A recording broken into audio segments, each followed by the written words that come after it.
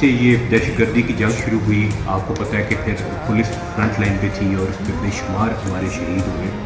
और मैं नहीं समझता कि इससे बड़ी कोई कुर्बानी है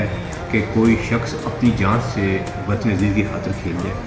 तो ये हमारे 114 शहीद हैं और इन सारे शहीदों ने सीने पे गोलियां खाई हैं और ये सारे शहीदों ने मेरे आपके लिए, इस माशरे के लिए, इस रियासत के लिए कुर्बानियाँ दी हैं। और ये जो हमने एक यादगार शोधा बनाई है, मैं समझता हूँ एक बहुत छोटी सी चीज़ है जितनी बड़ी उनकी कंट्रीब्यूशन है इस रियासत के लिए, इस माशरे के लिए। ये यादगार शोधा का मकसद ये है कि शोधा के बच्चे आएँ, वो अपने वालिद के नाम देखें और उनको एक प्राइड फील हो और उनको पता लगे कि डिपार्टमेंट, रियासत, माशरा इसको